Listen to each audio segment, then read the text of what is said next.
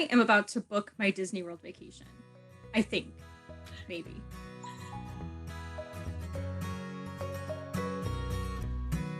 Welcome to Always Planning Disney, where planning is half the fun. I'm Cheryl. And I'm Melissa. And on this channel, we talk through all of the details that go into making our vacations magical. And this is a big detail for you today, picking your hotel, your length of stay. So remind us, what's this trip supposed to be like for you guys? Sure. So probably about 32 episodes ago or so, we sat down and we talked about the earliest decisions for this upcoming trip. And over the course of several conversations, I landed on that it would be January, February of 2023, because we're a family of 4, 2 adults, 2 kids, but 3 Disney adults. We like to go every 3 years. We have found that that's a really good space between visits for us. So we're like, okay, we're going to go early winter 2023. We like that time of year. It's not as slow as it used to be, but the weather is still lovely, and we will take that. We're not running around in the heat all day.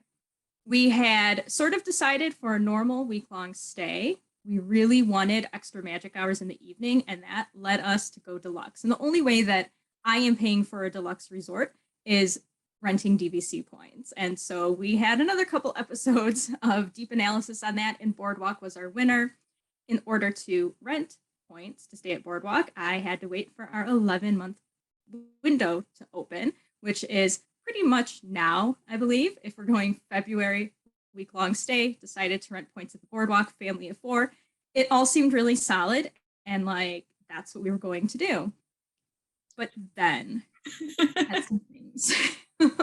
And when we talked about your 11-month booking window, you had lots of external conflicts that came up that made it more complicated. And I have had no external conflicts, but a ton of internal conflict. And a big part of that is just realizing there were even more options. And we spent a long time looking at resorts and, smartly choosing what we wanted in them. We used a spreadsheet to reach this decision. And then I said, oh yeah, Swan and Dolphin. So these had always been off my list because they just didn't have the same perks as staying at other Disney resorts. But guess what? Those perks are gone. So why not? Swan and Dolphin also have extra hours at night. And this is really important for us. We are not rope drop people. We stay up late anyway. We want those extra hours. Years ago, I priced out Swan and Dolphin and found that they were comparable to a moderate resort. And I was like, okay, well, let's go look. No, don't look. They are expensive, just as expensive as any deluxe resort. So fine, I didn't want to stay there anyway. Knocked it off my list. Have you ever looked at them or priced them out? Is this a new development that they're so expensive? I'm very confused because I hear a lot of folks on YouTube talking about how much more affordable Swan and Dolphin are compared to the Disney resorts. And I don't know, are we doing it wrong? I feel like we're doing it wrong, or someone has a completely different understanding of math than we have, or something, because yes, they seemed very expensive to us as well. And we also found that there were there's a lot of fine print on booking at the Swan and Dolphin in terms of their cancellation and refund policy that made us nervous. I think that was perhaps specific to senior citizens booking, and my mom was looking at booking our rooms with her senior citizen status. So I think there was something that came up there when we were looking into it. So I guess I'm not seeing the draw that I hear about when, like, AJ on Disney Food Blog is saying that that's where she often stays with her family. I don't know what that's about. We just watched one of those videos the other day where she made passing reference to Swan and Dolphin. I was like, I just took that off my list. So get back on, AJ. But okay, I'm glad that you agree. I feel fine leaving this one behind then. Okay. Then we had a twist. Since the time we decided to stay at the Boardwalk, we became a civilian Department of Defense household, which means we can now stay at Shades of Green. Shades of Green is Department of Defense owned, although at one point Disney did own it. It is fully on Disney property, and it's a resort where only active duty military veterans and civilian Department of Defense employees can stay at discounted rates. Shades of Green is a deluxe resort with very much not a deluxe price. And this one is true. It's not Swan and Dolphin like bait and switch. It's very affordable. And the price levels depend on who you are, what your rank is, what year it is, but the savings are real. It's tiered, it's complicated. You can't do any of it online. You have to like fill out forms and email people and talk to them on the phone, but there is a savings. It's lovely.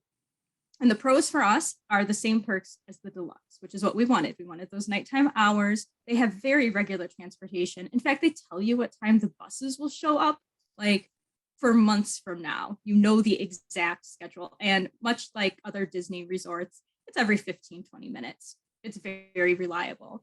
It's also walking distance to the Polynesian, which opens up other modes of transportation, like the monorail, the boats, and everybody loves the Polynesian. So it's amazing. Also, the savings staying at Shades of Green. Even though we're the highest price tier as a civilian household, it's still much cheaper. I ran the numbers, and a week-long stay at Shades of Green would save us a few hundred compared to the estimate for renting DVC points to stay at Boardwalk. But we had so many reasons for choosing Boardwalk. I was like, you know, it's not worth that little bit of savings.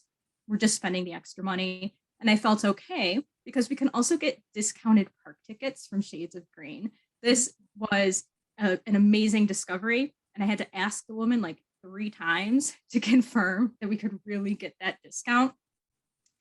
Shades of Green offers discounted tickets not only to Disney World, but to other area attractions. And again, the prices depend on who you are, what you're doing, what year it is.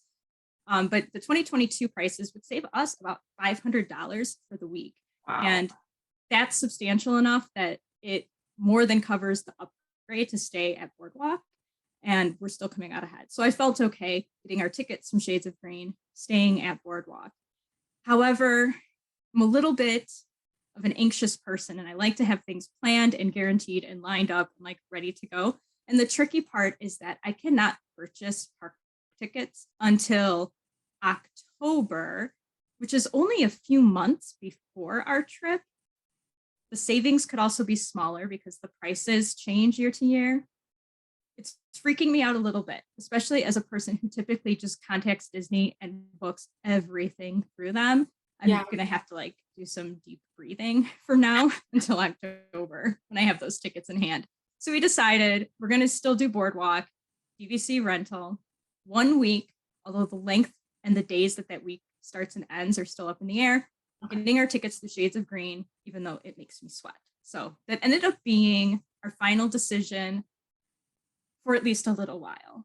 Oh no. Okay, before you move on to the next twist, I have to say I read a magazine article a while ago, and Shades of Green looks like a gorgeous resort. So that's a really nice option. I can understand you already have a lot of pros for Boardwalk, so that makes sense. But it seems like a lovely place to stay. And I'm wondering if you can adopt me and also purchase my park tickets, because that would be great. Thanks. Yeah, it's a wonderful thing that the Department of Defense offers. And if anybody is military connected in any way or knows someone who is, and they are unaware of these discounts, let them know. And especially if you are active duty, the discount park tickets, the ones that are the most discounted, you can take a family of 4 to Disney for an entire week. Park ticket cost what it would be for just one of those people. Like, wow. It's very affordable. It's a lovely thing to offer, given that if you're in that position, I know you are not paid enough for what you do. So at least you can enjoy Disney time. Awesome. All right. So I felt kind of okay. Like, we're going Boardwalk. We're going to get our discounted park tickets, even though it stressed me out. And then I've just been watching and reading a lot of Disney content as we do. And the crowds started to make me nervous. It has been so busy. And I both like and dislike people, I think the way that most of us do. And I just don't want too many people around me at Disney, especially when I'm spending that much money, right? Also, everything costs more now. A Disney vacation, expensive, always expensive, but it's even more so I'm also still salty about Genie Plus. I know I've been going on about this for a while, but it bothers me. Yeah. And the magic bands, although I think when the magic bands become interactive by the time we go there, it's going to be awesome. I don't care. I'll pay whatever it is. But my fear is that going to Disney World right now is going to be worse than it has been in a long time. And I just don't, I'm not looking forward to that. And so I started to get a little bit of cold feet. But I know we're going. I say all of this stuff, but I know that we're going to go. So whatever, we're still booking the trip. But I couldn't figure out what our week would be in terms of like 5 park days. We're gonna add how many rest days? Any rest days? Longer, slower pace? What's gonna cost more? I can't determine what is best for us. And my fear is if we have multiple down days, we're gonna get bored and antsy to be in a park. I really wish they had an option where like you could, if you're the mom, you can just go to Epcot for a little bit every day and it just costs like half the price of a park ticket. I think they could sell a lot of those. So I was really worried about what the day, like what the week would be. So I'm still determining that. And then we were wondering, are we going to make a side trip to Universal again? I was not a fan last time and I vote no. And I explained to my family, we will go when the Epic Universe opens because I cannot wait for that Mario Land. Nothing's going to keep me from that. I am so excited. That will be our Universal trip. We're definitely not making a sidetrack. Actually, no, I'm not going to say definitely because somebody could easily convince me, I'm sure. But anyway, so I'm like, okay, probably a week, probably not Universal. What if we go in March? Because I saw a flower and garden festival video and a menu and it looked amazing.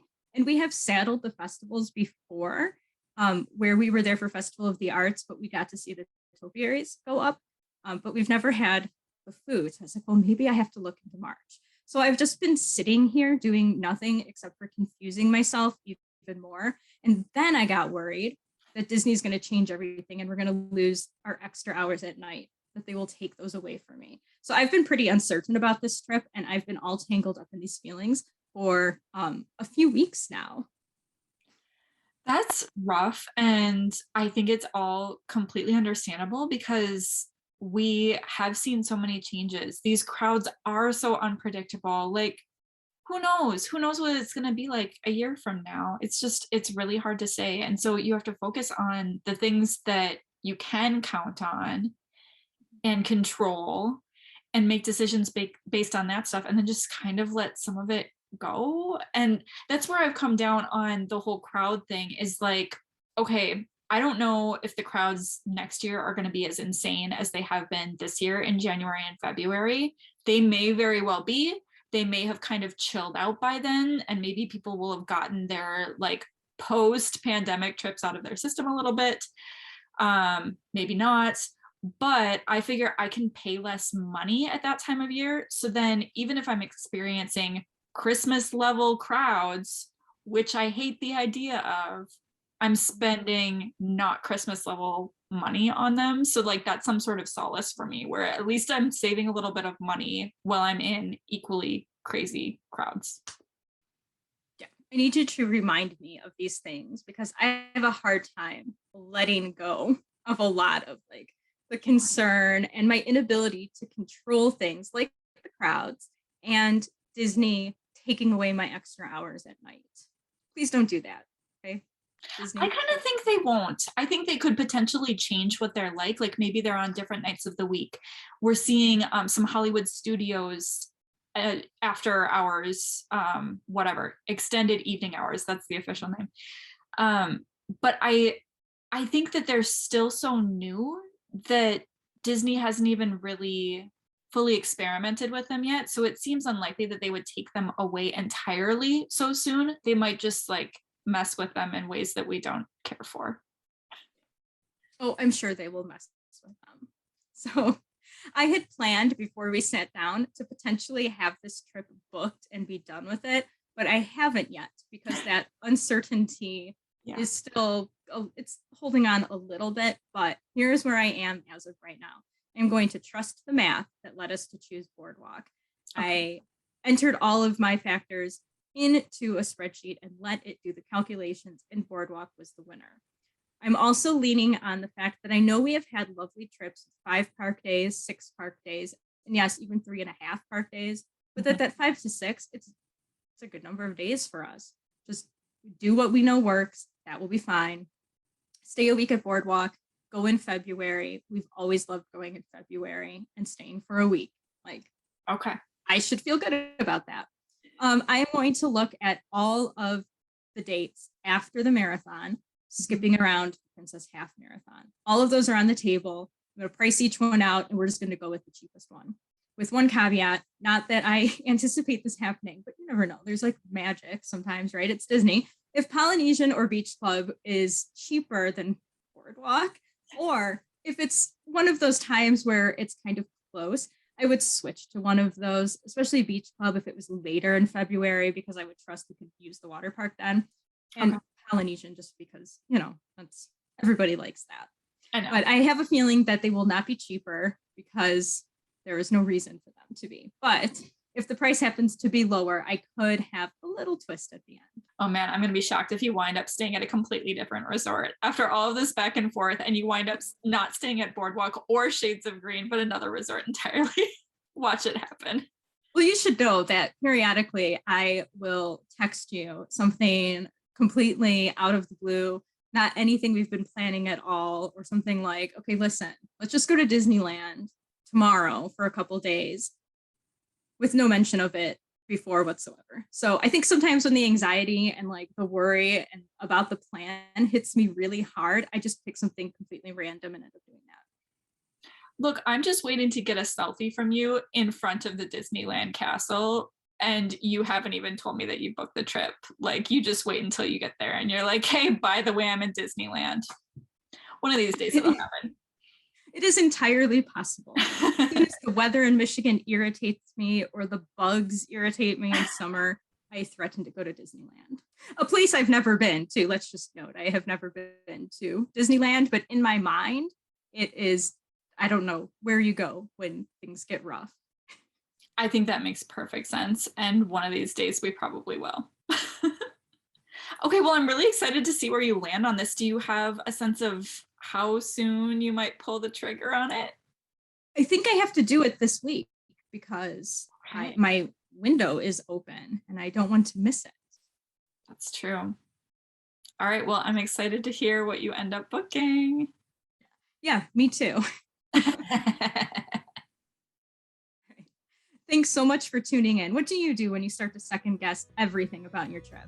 I know I am not done freaking out yet, so I will take all the advice. Let me know. Remember to like and subscribe to plan along with me.